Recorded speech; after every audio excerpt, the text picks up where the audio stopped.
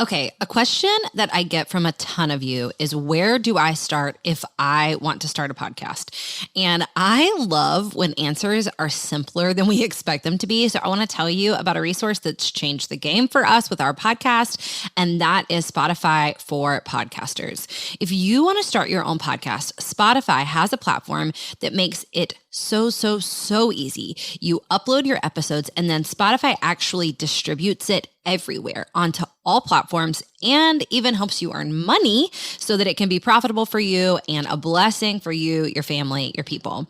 Spotify for Podcasters lets you record and edit your podcast literally from your phone or your computer. So if you don't have a fancy setup, it's okay. You can immediately get started today. Then again, you distribute it to Spotify and everywhere else that podcasts are available. You can also do video podcasts, which sounds like a dream to me. And when you want to take conversations with your people to the next level, you can do Q&A and polls, all sorts of fun things. You can earn money with ads and podcast subscriptions, or you can just get started using what you've got for the good of others and the glory of God. Check out Spotify for Podcasters. I use it. I love it. I highly recommend it. Download the Spotify for Podcasters app. I have it on my phone, highly suggest, or go to spotify.com/podcasters to get started today.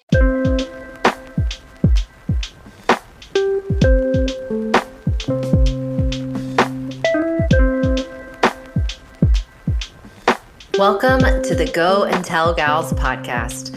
I'm your host, Jess Connolly. I'm an author, a Bible teacher, a coach, and I'm obsessed with helping women take their place in the kingdom and use their God-given gifts. At Go and Tell Gals, we equip and encourage women with different tools like our Map to More guide, our group coaching program, Go Teams, and even by training other women as coaches through our licensing program. Whether you're a college student, a stay-at-home mom, a small business owner, an astronaut, or a veterinarian, our goal is that you leave this episode feeling more empowered to do what God has called you to do. We're so glad you're here and we're on your team. Let's jump into this week's episode. All right, friends, Jess here. Listen, I warned you last week. You didn't listen to last week's episode 125. I told you at the end of episode 125 that we were going deep that week. And next week, we were going to let it be light. And so we're going to bring the light. We're going to crack the window open. We're going to pull the curtains back. We're going to turn the lights on, maybe turn the lights off. I don't know. This episode is one I have talked, laughed, joked, smiled about for months now, and we're finally here. I have my dear friend JPH with me. All right, back up. I just said the phrase JPH, which I say very quickly often. Yes. And when I say it to our friends, they're always like, huh? What it? Because I just say it so quick. JPH. What's your name? Yeah. So JPH, it's my initials. It's my first, middle, and last initial. My real name is Jenny. Technically, it's Jennifer. No one calls me that. But 1970-something to the late 80s, Jennifer was the most popular name out there. And so freshman year of high school, I think it started I think our English teacher called me that, or like some sort of shortened version of it. And you and I have been friends since high school. And so JPH has just stuck. It's a nickname. And if I hear people call you Jenny, I do sometimes like look around. I would say at church, if somebody called me Jenny, I would probably be like, oh, I wonder if they mean a different Jenny. Yeah, that's how I am if somebody calls me Jessie. I'm like, who are you talking about? No, You can. I don't, but I can. When you introduce yourself, do you introduce yourself as JPH? No, I probably introduce myself as Jenny, and no one ever calls me Jennifer. That would be strange. I'm not a Jennifer. It just doesn't really fit. But I would say that Bright City, I'm a JPH. Friends from high school, JPH. Friends from college, JPH. I love it. Okay, we're going to dive in. Here's what we're talking about this week. Well, no, I'm not even going to tell you that yet. Before I tell you what we're talking about, this episode may not be for you, and that's okay. And if at any point in this episode you think, I don't like this, this is not for me, then I would say, in the name of Jesus, I want you to feel so free to just turn it off. It's okay. It's not for you. Now, that being said, disclaimer over, here's what we're talking about. We're just talking about TV. We love it. We love TV. We love TV. We love TV. And what happens is that JPH, you are a deep girl. Yes. You love deep things. I want people to know I read books. You read so many books. Okay, we're going to go back. Yes. We're talking about TV, but you and I are going back. Yes. You should know you are my most long-standing friend. Yep. We've talked about this outside. And you might have more. You're a friend girl. But we have been friends for 20 years. 20 years. 2 decades.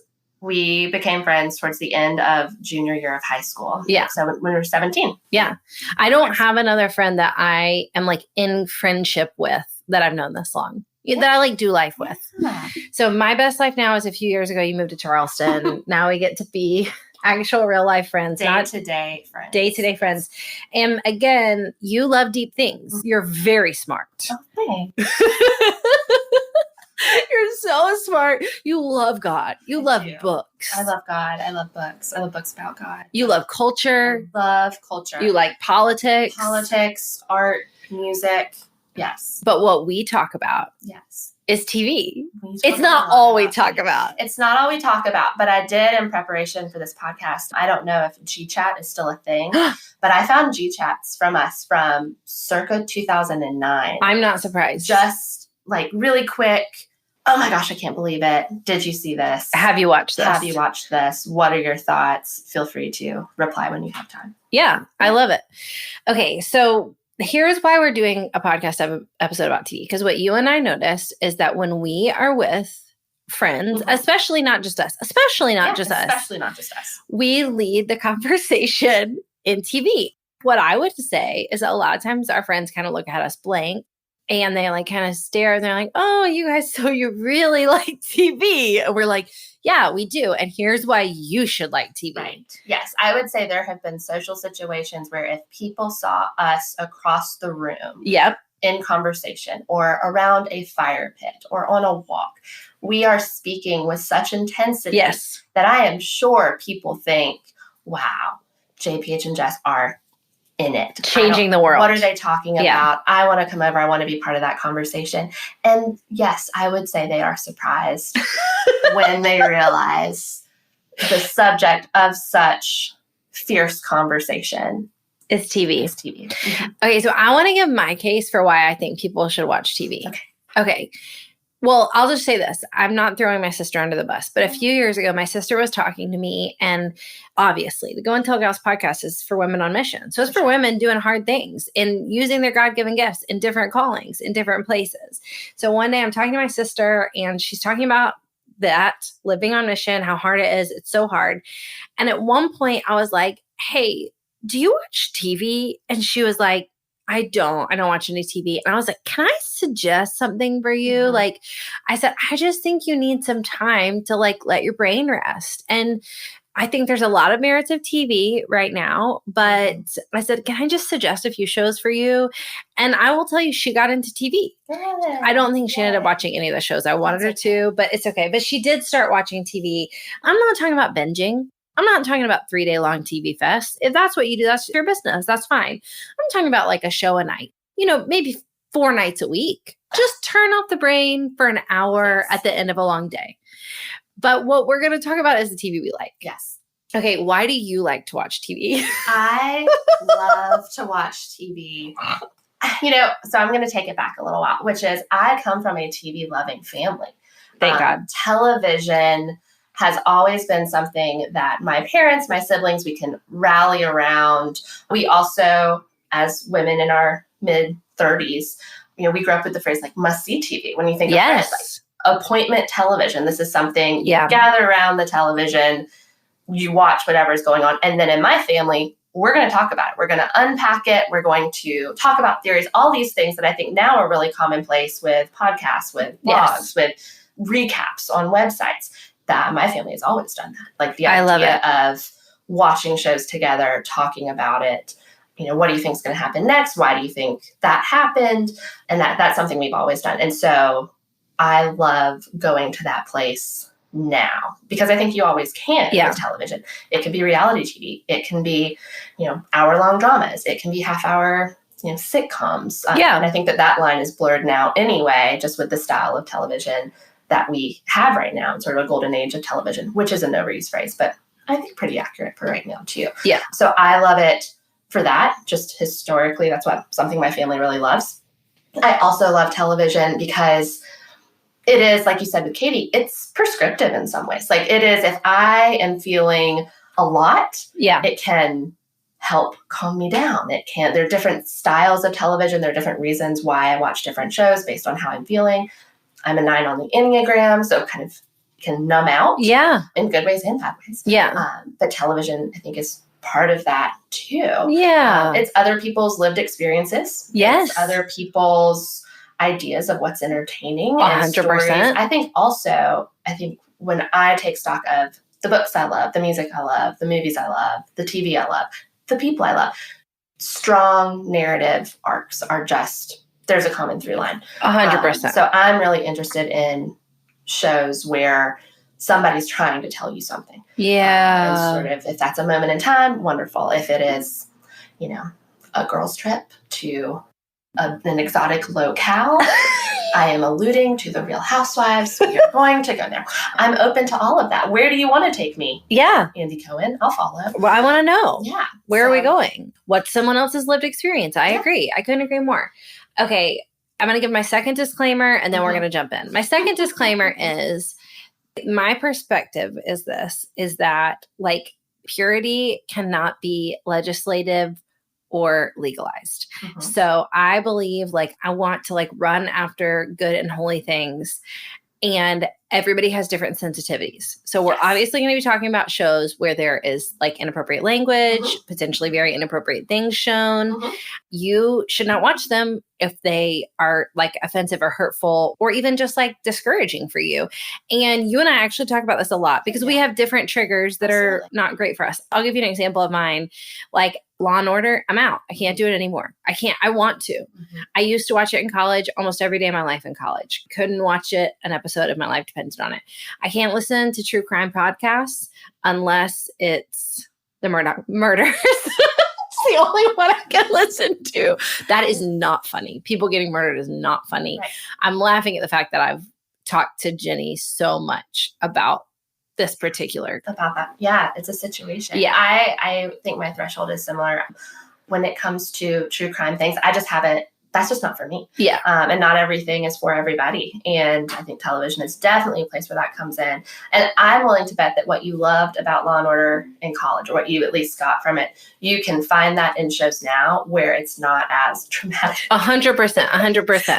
That itch can be scratched, but in a way that's healthier for you. And we'll talk about this in a moment, but I realized it's actually not violence that's hard for me to watch. It's sexual violence, which is what I was seeing in specifically SVU. Yes, episodes. Okay, so that's your second disclaimer. If you are I can't believe they would watch that.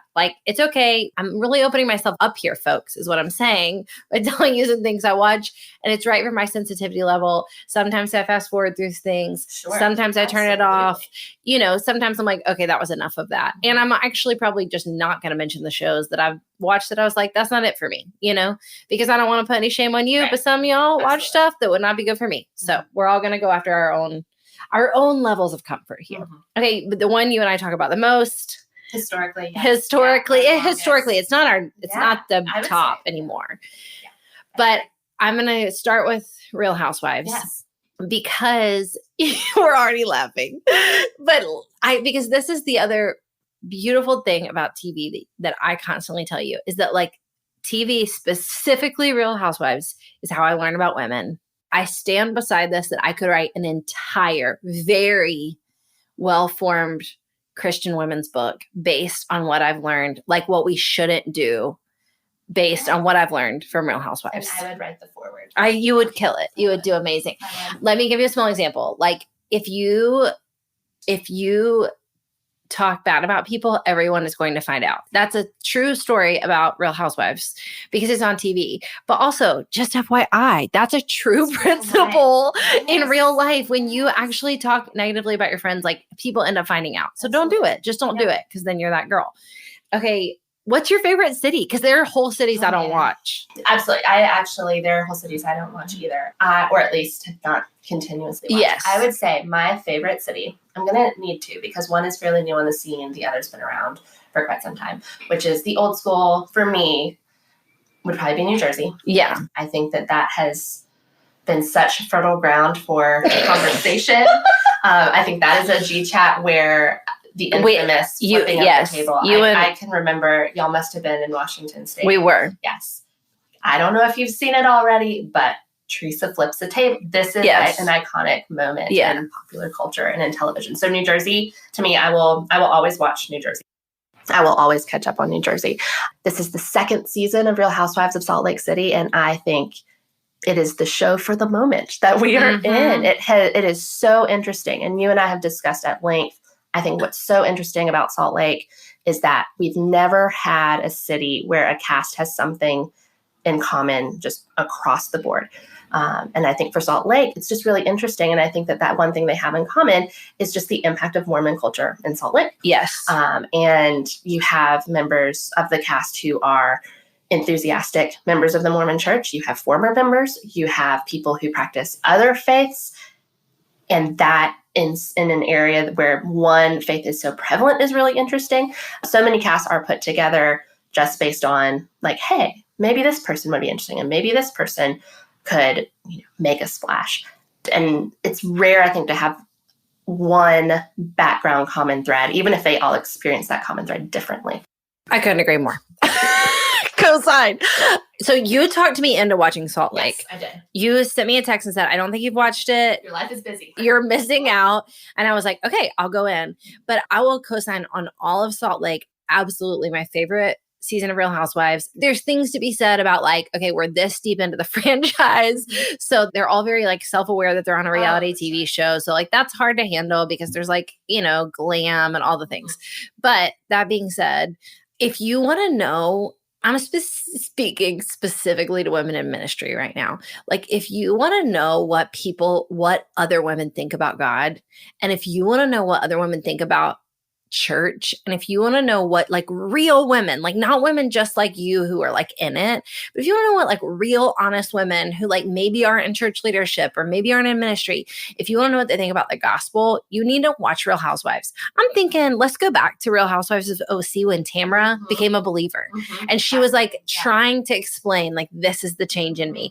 Every couple of seasons on a Real Housewives somebody like finds Jesus, and so hearing them talk about that experience is fascinating and beautiful sometimes, but I can't agree more. Real Housewives of Salt Lake, you're dealing with like true gospel-centered issues like shame and church trauma and like, are we enough? And you're dealing with like church abuse and like, I mean, it's fascinating. There's a lot of meat on that. There's a lot of meat on that bone for sure. And I think too, as you mentioned, we are pretty deep into the franchises. Yeah. The show has been around in some iteration for a really long time. But I think what Salt Lake City does really well is we have Heather, who is kind of like an audience surrogate. Feels like she's one of us. She's one of us. Like she's watching it, but not so much in a way that she's trying to control the storyline. And I think that makes her a really endearing cast member too. Yeah. Love that, Heather. Okay. Any other honorable mentions that if somebody's like, I've never watched Real Housewives, I think it sounds crazy, that you'd be like, go watch blank? Sure. Like a particular season or another season? Yeah, either one. Oh gosh. I would say for sheer escapism, I think Beverly Hills is just really interesting. I think that there's some sibling dynamics on Beverly Hills that are really interesting with Kyle and Kathy. Kathy Hilton. I love her so much. Yeah. I think that one's really interesting. I think the season that kind of took Real Housewives into a different stratosphere is probably, I think it's the third season of New York, where Scary Island. Which, if you're familiar with the Bravo universe, Scary Island might mean something to you. But just nothing scary. It was scary socially. It was not. But also, this is relatable because this is what happens when like six women go on vacation and alcohol and stress. Like many of you have lived this story to some degree. To some degree. Yeah. Absolutely. It takes everyday things that I think we all encounter. It ramps them up to a ridiculous level, but in a way that the ridiculous aspect of that It's like, oh yeah, you know what? It is weird to travel with friends. It can be hard. Yeah. It can be like who sleeps in what room, who gets what room on any Real Housewives trip is a situation. It's a whole deal. It is a whole deal. And yeah, I think that's definitely part of what I love. I would co-sign on Beverly Hills. I can't suggest Salt Lake enough, but I want to just say one more thing to the skeptic. Are you going to say Potomac? I love Potomac. I actually have never watched Potomac. Potomac is a revelation. I love Potomac. Sorry. Okay, good. Maybe I need to go there next. Well, yeah, I would go to Potomac next. Are there politics? Because, I love the DC area. Yeah. What are there politics? There was actually a franchise, a Real Housewives of DC that never. Yes. Yeah. I wouldn't say that there are politics involved in it beyond sort of the typical social stuff, but incredibly compelling women. And I think that, like, bottom line for me, that's one of the things I love about Real Housewives. Where else on television are you seeing entire casts of women over the age of 35? Right. They're not out there. They're not there. They're not there. And I would say that, like, the younger the housewife cast member, not the less interesting she is, but you've got to commit to being on the show, to be what would be considered a good addition to a cast. You have to have lived some life. Yeah. You can't just like show up and say like, okay, here I am. Let's find out if I'm interesting. Right. And I think that Potomac, just everyone's so interesting. I would want to have coffee with everyone. Okay, I'm going to watch it next. So here's my last thing I would just say about Real Housewives. If you're still a skeptic, I mean, that's fine. Live within your own boundaries. Do what's healthy for you. Mm-hmm. I would say, though, if you want to get good at handling conflict with women, this is a really great, because I would say there's so much of the shows that are not relatable, right? Like there's so much that's not relatable. It's not our realm of understanding. It's not how we live. It's fine. But what is relatable is like the missteps they make in conflict. Mm-hmm. And you just see, like you and I have talked about this ad nauseum. Like I think I have learned how to apologize watching Real Housewives. Because all you have to say is what the line that everyone says on Real Housewives is, I didn't mean to do that. I'm sorry if that hurt your feelings. Mm-hmm. When really all you need to say is like, I meant to do that and I knew it would hurt your feelings. Yeah. And I'm very sorry. Yeah. I might still actually do it again, but I'm actually going to work on that thing instead of saying like, oh, or like the number one line on Real Housewives is like, my intentions were good. Mm-hmm. Like they weren't. No one's were. They were bad. Your intentions were bad. Your intentions are what they were. Yeah, they were what they were. Just say it. But I would also say like, I feel like I've learned how to like go humble, like with people. I feel like I've learned how to say like, listen, that really hurt me. Absolutely. Instead of immediately responding and like bristling and talking bad about someone. Because that's actually what real women do. Like we actually struggle with conflict in this way. So, okay, that's my last thing I'm going to say about Real Housewives. Let's move on, or unless you have another thing. I just think reiterating the idea of the non-apology comes up a lot on Real Housewives, especially in reunions, because how many times we don't really get to experience this in real life where you are on couches with people that you've filmed a season with. Right. That never happens. But the idea of we have all now watched on television how this scenario went down. Yeah. I'm seeing, and now granted, there's editing involved and you can get a bad edit or that is very favorable. Right. But you're watching it, you're hearing the words come out of your mouth. And as the viewer, you're watching, you're like, well, she really needs to apologize for that. Yes. And there's one particular, Roberta Singer, for example, is famous for the non-apology. Yes. Or the apology that is so quick and just sort of, I'm sorry. I said, I'm sorry. Yes. And it's just like, that's what gets my heart pounding. As just like, that's not an apology. And we know too, what we are supposed to do is, again, apologize for the actions that hurt someone. Yeah. And also the action afterwards of repentance, of like what you've apologized for. Take it there. That you did. Yeah. Even if your intentions were not to hurt them, but they were hurt. It doesn't matter intention-wise. They were hurt. So how are you going to address things differently? Yeah. It wouldn't be a great t-shirt, but like it would be a true t-shirt if we made like a Go and Tell Girl t-shirt that was like, your intentions were bad. Your intentions they weren't good. Your intentions were whatever. Oh, that's funny. That's funny. Okay. I'm going to move on really briefly because we just have to, because this could be 6 episodes. Yeah. I want to start with this. We're talking about Yellowstone. Yes. I want to tell you that I thought I was going to hate Yellowstone. Sure. Same. I also want to tell you guys something else. And I feel no shame about this, shame off me. But I do want you to know that the godliest people I know watch and love Yellowstone. They love Yellowstone. And we're going to start with why. I'm not going to quote the actual person because I didn't ask for their permission, but a very godly friend of ours has a mother-in-law who is also very godly. And she explained it very well for us. And she said, we love Yellowstone because it's characters of biblical proportions. Yes. They do amazing things and they do horrific things. And they're doing it all because they're trying to change the world in a really twisted way. Like they're actually doing what they think is best. There isn't a lot of like pure selfishness in Yellowstone. There's always a reason for why they're doing There's a bigger picture. Yes. And it would oversimplify things to say like, oh, it's greed. It's not greed. It's not. It's a lot of protection. It's a lot of projection and protection. And I feel like one of our first conversations about Yellowstone before that truth bomb was dropped about the biblical element of it, I went into it thinking like, well, this is a ranch and there's a family. So this is going to be very Shakespearean. This is going to be King Lear. This is who inherits. This is, I'm going to watch this because I happen to really love modern tellings of Shakespeare. I think that's really interesting. Yeah. Once that conversation came up of this is like Old Testament wrath.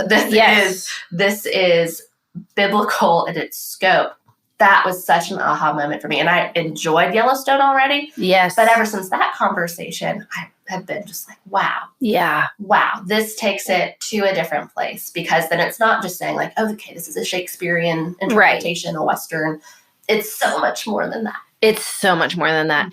So I would say on the same vein, like I'm not just making this up. One true thing I love about Real Housewives is like learning about how women interact. Yes. One true thing you can love about Yellowstone is seeing their like absolute worst and occasionally at their best how families interact. Like there's so much to say about birth order and about family wounds and about like family of origin. I mean, there's like, you could write essays upon essays. Absolutely. Yeah. What else do you love about Yellowstone? Visually, it is stunning. You are taking a cinematic journey. Yes. There's nothing else on TV like it visually. And for us specifically, as women who live in like Charleston, South Carolina, it's so other. It's so elsewhere. Yeah. And they're at the mercy of that. It is a very physical. Yellowstone is a cast member. Yes. The ranch is a cast member. The setting, the location is a cast member. Yeah. And interacts with characters. Yeah. Just like any other character would, which I think is really fascinating too. What else do I love about Yellowstone? I could go on and on.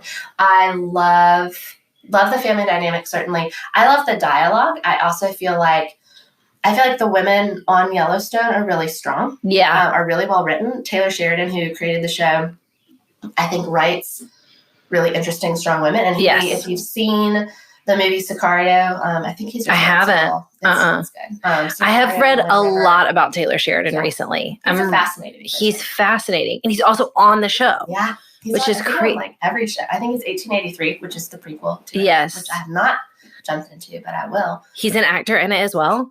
That's what my mom said. my mom would not steer me wrong. No, she wouldn't. And he's just fascinating. Just an amazing storyteller in what feels like a really old school storyteller tradition. Yes. And okay, what I've been reading about Taylor Sheridan. Okay, so if you have no idea what's going on with Yellowstone, it is modern day, set on a ranch in Montana. Yes. And it is essentially like an epic battle for land. Yes. That's what it's about. But Taylor Sheridan has the writer. He writes it, right? I don't know if he writes every episode, but he's like the showrunner. I can easily Google that. Yes. Yes, you feel comfortable saying he's okay. That's an actual job. So it is. I think it's his. Producer. Yeah. I mean, he created it. He did. He created it. At the very bottom line, it is his brainchild. Yes. Well, he has an unapologetic, like, agenda to help the American people understand, like, the sovereign ownership of like Native Americans over the land, which is if any of you are watching and thinking like, what else is here? Like we happened one night and we were telling our friends about this. We have a friend who is like very interested in the like rights and history of Native Americans in the continental US. And so we were telling her, she was like, oh, well, now I have to watch it. And I was like, yes, you watch it and you're like, this is such a bigger story that obviously is happening like so much longer before this family. And it's like a biblical proportion, and it's justice and injustice and right and wrong. And like, yeah. Absolutely. And I think one of the things that I think getting that message across, or how to express that, is that, so John Dutton, who's played by Kevin Costner, who's wonderful. Yeah. He will often spend time with his grandson. Yeah. And I think the explanations of just family history and like how they even got to where they are is such a good primer for, okay, explain it to me in really simple terms. What are we talking about? And they take as a storytelling mechanism to say, here's this grandfather talking to his grandson, where it's going to help you understand what the overall thesis of the show is, which I think is really interesting too. And I think their casting is spectacular. And I can't imagine anyone else playing these roles in this last season. And I don't think this is a spoiler, but I mean, spoiler alert. There is a woman who comes in. She's kind of a new businesswoman in town. They've got plans to sort of develop this land. The actress is Jackie Weaver, I'm pretty sure. And she's spectacular. And she's also known for really different sorts of roles from this. This is someone who, like, she's not very tall, and her voice is kind of not meek. She's an incredibly powerful woman. But she's also, like, I've encountered her in other sorts of roles. And I just think, I watch and think, how amazing is this woman who, even if I disagree with her and what she wants to do, but not necessarily how she talks about it. Yeah. This actress is just spectacular. And what she brings to the table, you can be sort of a velvet hammer. You can, whereas our beloved Beth, it's not a velvet hammer. She's just a hammer. She's just a hammer. There's no velvet about it. There's no velvet about it. Yeah. Okay. So I'm going to end our Yellowstone discussion with this. Just confession is that I have 2 Yellowstone t-shirts. Like, you know, like a cheesy t-shirt that you get that, like, I have 2 of them. That's how I feel about it. That's where my level of love. It's a 2-shirt level love. It's a 2-shirt level love. Yeah. Now, I'm looking at our notes for this episode right now. And speaking of 2-shirt level love, what is wrong with me that I didn't put West Wing on this list? Because I also have 2 West Wing t-shirts. In my mental notes, like, West Wing was always going to come up in this conversation. Don't worry. I've only referenced West Wing on this podcast like 50 times. I've referenced it on social media. I like text people quote from West Wing. Let's just rapid fire it. Let's give it its due. Let's give it its due. It's my favorite show on TV. Yeah. How many times have you watched it through? All the way through, probably 4. Okay. But then there's kind of like, I do this with lots of shows where it's like, it's almost like having a playlist of the music where if you know you need comfort or you need energy. And there are some shows, some specific episodes of West Wing that for me, I know I can always go to. Yes. Serotonin boost. Yes. Or I need some good, snappy dialogue, a rapid fire, a walk and talk. Give me a good walk and talk. Give me a good walk and talk. And I'm like set for days. Like that's what I imagined being an adult to be like when I applied to college. I'm pretty sure I wrote one of my essays about wanting to be CJ Craig. Yes. For anyone listening who knows me and my aversion to conflict, it is hysterical that I thought White House press secretary would be something that's like, let's put that. Maybe I want to be the White House press secretary. Absolutely not. But like she was just, everybody on that show was really influential, I feel like. Yeah. Hey friends, Anna from Team Go and Tell Gals here. Hey, I'm interrupting this episode to tell you about an incredible new tool we're loving. I promise it's relevant to this conversation. While we love TV and the lessons we learn from our favorite shows, we'll be the very first to admit that sometimes our minds need a rest to bring us back to reality. If you're enjoying this episode but could sometimes use a little break from watching more TV or scrolling social media, because who couldn't, then you've got to try Abide. If you haven't heard of it, Abide is the #1 Christian meditation app, and it's an app that's actually life-giving. For a limited time, you can get started with 25% off a premium subscription by downloading the Abide app at abide.co/gals. You'll get additional stories and meditations, premium music, soothing sounds, and more. Support the show and get 25% off by going to abide.co/gals. That's abide.co/gals to download the Abide app and get 25% off your premium subscription. Now back to the episode. Thanks for listening.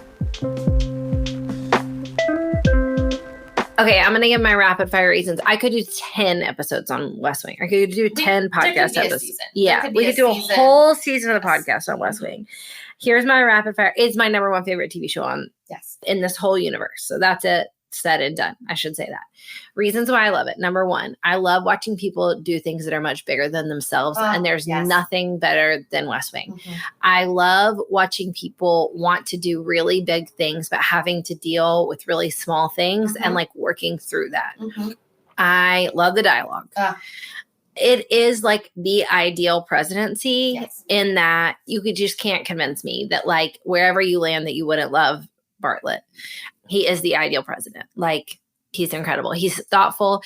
But the number one reason why I love West Wing as a woman and as a woman on mission is because I am so tempted by everything in the world to play small.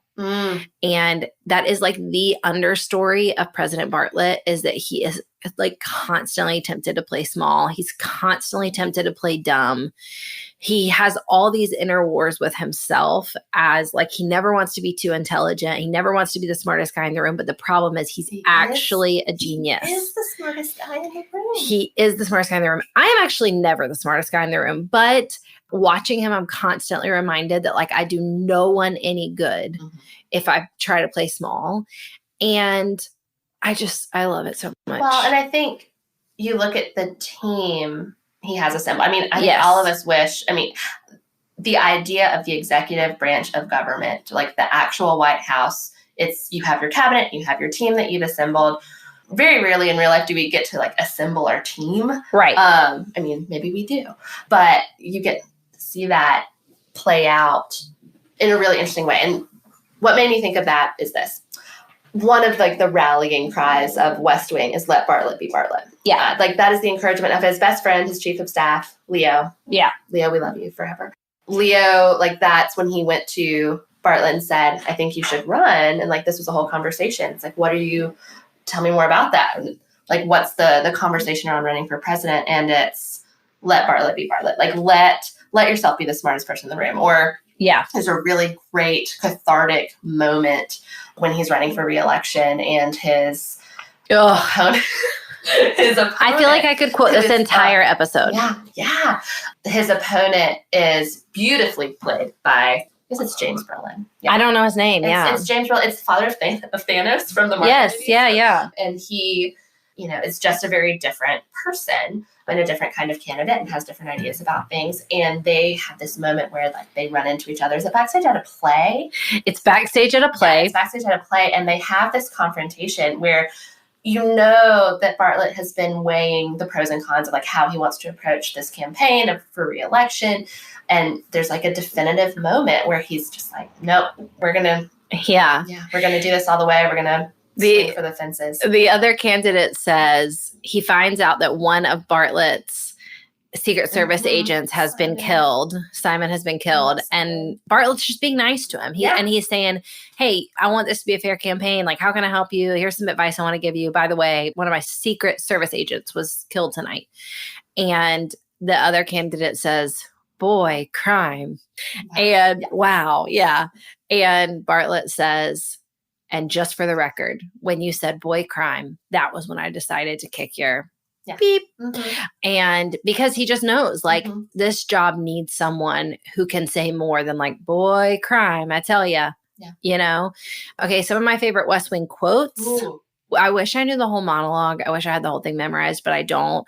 I've like stopped multiple times in my life and made someone else watch Bartlett's monologue this would be like season 3, maybe after Miss Landingham dies in the epic speech in the National Cathedral. Yes, he's in the cathedral alone. And he's also, what you should know about President Bartlett is he is deeply Catholic. spiritual. Yeah. He's so Catholic, but he also like Deeply loves spiritual. God, consults God. Anyways, Yells but at God in Latin. yes, but he's mad at God.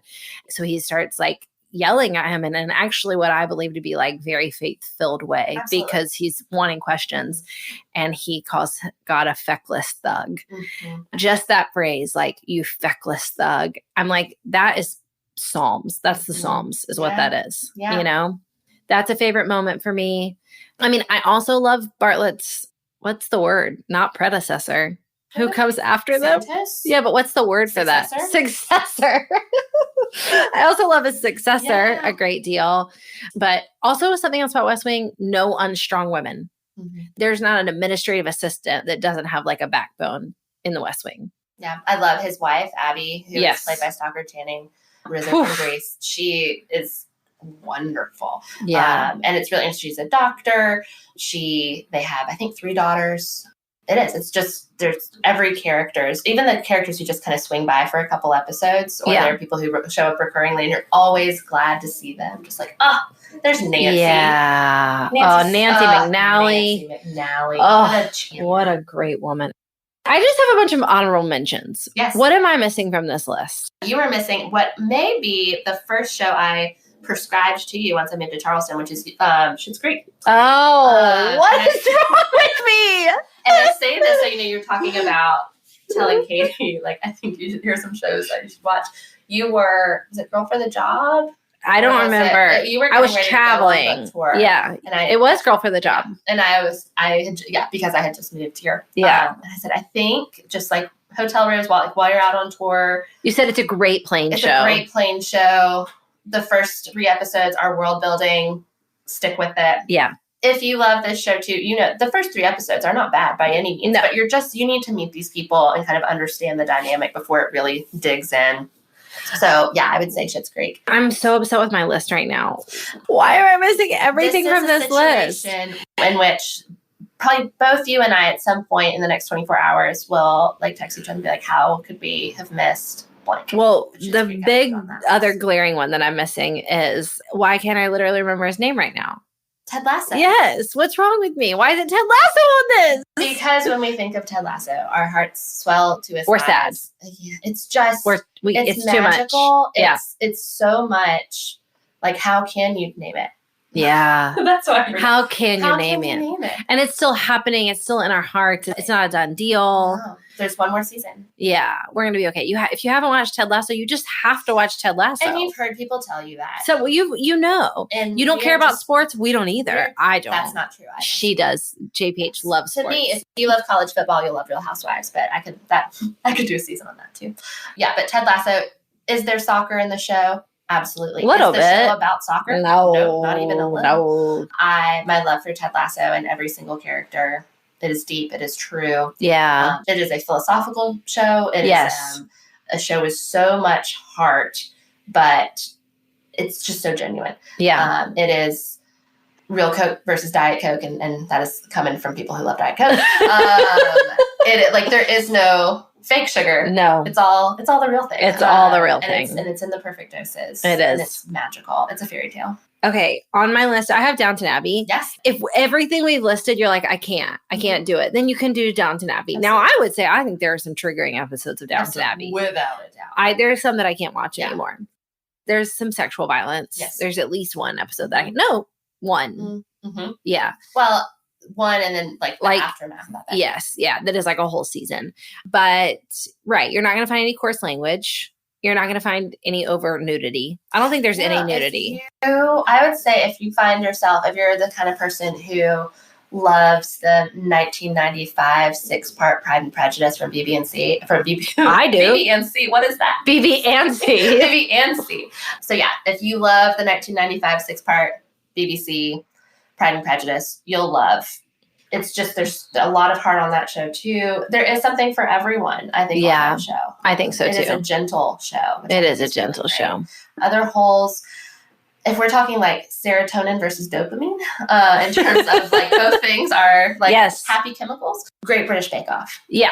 It is the weighted blanket of Netflix. It is the weighted blanket of Netflix. It can give you the comfort that you need. You're It's right. not going to stress you You're out, right. with the exception of when Ian threw out his baked Alaska. Because Diane took it out of the freezer. I know. It was a lot. It was a lot. It was a lot. I mean, But I would that's say the you're going to get stressful one good like stress kick in every episode Sure. that makes you feel better. Like Absolutely. you're like, oh, we're good. We're good. I mean, because your heart is in it. Yeah. Right? Like, Because you care about there people. are people we care about. There are Yeah. things we want to see happen. So Great British Bake Off, I think, is great for that. Marvelous Mrs. Maisel. Yes. Love it. I love it. The new season, they're dropping 2 episodes at a time instead of the whole season at a time. Okay. I know myself. I know my Maisel consumption pace. Yes. I am waiting for all of it to come out before I watch any of it. Okay, we are watching Maisel and we are rewatching from season 1, episode 1, while we wait for them all to drop. The Catskills episodes of Mrs. Maisel, if the show was only those 3 or 4 episodes, I would be fine with just rewatching those 3 or 4 over and over again. Also, again, if it fits your sensitivities, because Maisel's got, I would say what's interesting about a lot of these shows, I think you and I have talked about this, is that a lot of shows have like their strongest nudity in the pilot. Yeah. So just know that is also true about Maisel, because Nick and I started watching it again and he was like, whoa, we watched the first episode. He's like, what's happening here? And I was like, remember, this is just the first episode. You see some breasts in the first episode and then you never see a breast again for the rest of the show, which is just interesting. Very modestly closed. Yes. Yeah. 1950s. It is. Yeah. It's like, it is. It's very, so just know, same with Yellowstone. Yes. There's nudity in the first episode. Yeah. And a little bit later on. Rip and Beth just really love each other. And other characters. But it's that's true. Yeah, I forgot about that. Beth just has a hard time keeping her clothes on in general in Yellowstone. But she's just like a sweet feral cat. Like she's just alive and awake with tension and power and pain. Yeah. And so doesn't know what to do with it all the time. I know. It's not always channeled in a productive direction. So it's hard for me to get ill about it. But anyways, just know that's true about that. Same with Maisel, the first episode. I only know that because we just watched it again. I was like, oh, whoa. Where are you guys? What season are you? Well, I think we're in 3 now. Okay. We may have to end up waiting a little bit. But I can never get over, again, the theme of Maisel of like this multi-dimensional calling. Yes, absolutely. No one's just a mom. No one's just a wife. No one's just a this. Like there's something more. You can run after it. You can be brave. There's just so much there. And just the dynamic too. Again, I love the Catskill episodes. My favorite character, other than Luke Kirby's portrayal of Lenny Bruce, which Lenny Bruce is a real person. Which I just found out last night. I feel like I failed you because I didn't tell you that. Yeah, so real person. This isn't a spoiler. He tragically dies very young in real life. So where I start to get nervous because he's like the fairy godfather of the show. Like he kind of, whenever she needs like some magic, he's there. Well, I just watched the episode last night where he kisses her and then he says, one more time before I die.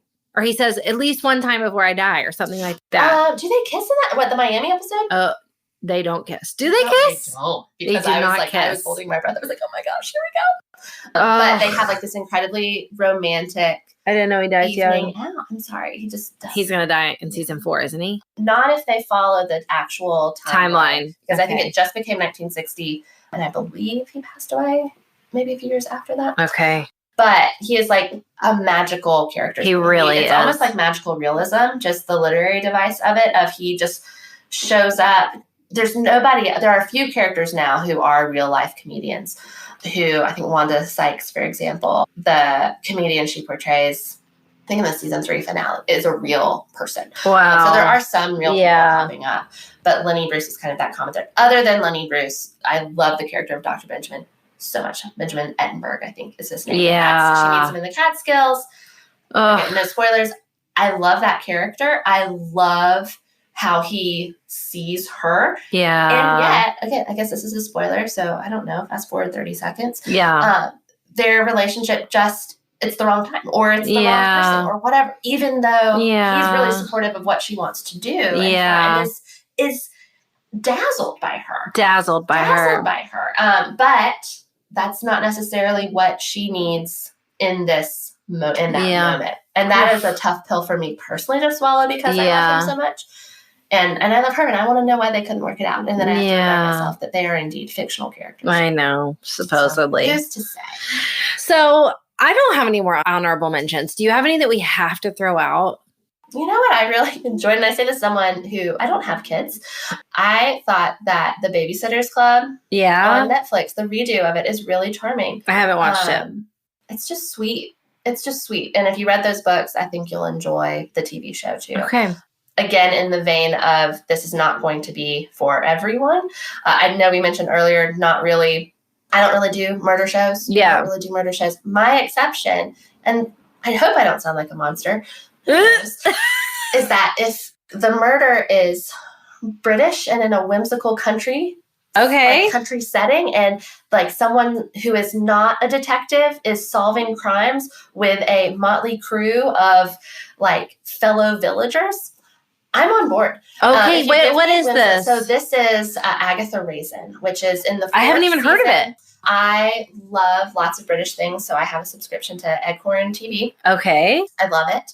The 4th season just dropped. It is Ashley Jensen, so if you watched Ugly Betty, she was Betty's best friend and sort of stylist at the magazine. Okay. But she was somebody who was at the top of her London PR game and decided to retire and move to the Cotswolds. And as we are at least led to believe in any small town, be it Maine with Murder, She Wrote or Agatha Raisin, there are just tons of murders to solve. Tons of murders for amateur sleuths. I'm so glad people aren't being murdered as much as TV would lead us to believe. Yeah. That's true. So I think that's a great one. I think Playing House, which was on USA for 3 seasons. This is totally new and fresh to me. Love it. And I need to figure out how you can watch it because I don't think it's streaming anywhere. I think you can absolutely buy it on like iTunes or Apple. It is, I will say this bold statement, which is I think it is the best portrayal of female friendship I've ever seen in television. Okay. It's created by Jessica St. Clair and Lennon Parham. Yeah. Who are real life best friends. Wow. And have been friends for a really long time. They're both comedians and actresses and writers. Not comedians like stand-ups. They're just really, they have such a gift for comedy. And the second show they created together, the first one was called BFF, which I loved and owned the whole first season, but it only lasted 1 season on NBC. But Playing House is spectacular. This is the problem. I could go on and on. There's a show called State of the Union it's not political though. It's a crud. It's a hint. It's a wink, if you will. But it is a show, and I think the premise, I feel like you will love the sentence that's about to come out of my mouth, which it is 10 episodes that are 10 minutes long, and it is the 10 minutes in a pub in London or in England, 10 minutes before a married couple goes to their therapy session. That gasp is genuine. It is true. It's written by Nick Hornby, so famous writer. He wrote Wow. It's on Sundance Channel. Okay. Maybe AMC Plus. It is. This is Rosamund fascinating. Pike, who played, she's a delight. She's a girl. She was Jane in the 2005 Pride and Prejudice. Yes. Like I read books. No, those are just the film adaptations of famous books. And Chris O'Dowd, who played everyone's favorite police officer in Bridesmaids, he's just super charming. And it's so fascinating because it could be a play, I guess, but it's 10 minutes. It's the 10 minutes before they go to therapy. There is a reason why they are going to therapy, and it covers like 10 weeks of therapy and like the unpacking, but it's just so quick and so clever. And so it's 10 minutes. Wow. And then what I think might be one of my favorite 30-minute shows of all time. I break them up into like 30 minutes. Yeah. Happy Endings. Did you watch Happy Endings? Never, literally. Happy Endings was not follow-up to Friends. Friends had ended. Happy Endings, which is David Casp, created it, and Casey Wilson, who I adore, is Penny. She's one of the main characters. Damon Wayans Jr. is on it. Adam Pally, like so many amazing actors are on this show. The premise of it is there's a couple in this friendship group, and this happens in the first 30 seconds. This ruins nothing. She leaves them at the altar. And so how does that change the dynamics of friends, like a group of friends? Yeah. Can you have your quote, happy ending? Wow. And that's just the premise. The whole show is not about their relationship, but hilarity ensues. It is belly laughs. So I would say like that's a mix of if you like Schitt's Creek, if you like irreverent humor. That's a fun one too. I love it so much. I can't say thank you enough for giving us So out of your fun. wild knowledge. This is so much fun. This has to go somewhere. I know. I pray in the name of Jesus. I really hope you guys have been blessed by this episode. I mean, last week was deep. Guess what? Next week's deep too. Next week, we're talking to Bob Goff about living undistracted of all things. And I have to say, for what it's worth, by the time this episode airs, we will be fully into Lent, and I'm giving up streaming TV for Lent. Okay. Yes. That is a beautiful journey. I'm going to be watching. I will keep watching a show with Nick. Great. But I'm not watching anything on my own. Okay. I'm not watching anything on my phone. And I'm excited to see. So all that being said, You're not going to watch anything where you could be prompted by Netflix. Are you still watching? there's not. That's No streaming. yes. Okay. No streaming is what I meant. I'll watch one show a night with Nick. We usually watch a show again, like 4 nights a week. Mhm. Yeah. But other than that, I won't be watching anything. Or like if my kids want to watch a movie, I'll watch a movie with them. But nothing on my own. We'll see how it goes. But I just want to say thanks for coming with us to the lighter side. Yes. I love it. I love TV. We would love to hear from you. Did you like this episode? Well, we don't tell us if you didn't. We just pray you did. And if you didn't, you turned it off in the first few minutes and it's fine. Sure. Next week we'll go deep again, but sometimes it's good for us to just be whole women who have whole personalities. I pray wherever you're at that you feel loved and seen and encouraged and equipped to use your God-given gifts right where you're at. God is mighty in you. We love you, friends. Bye.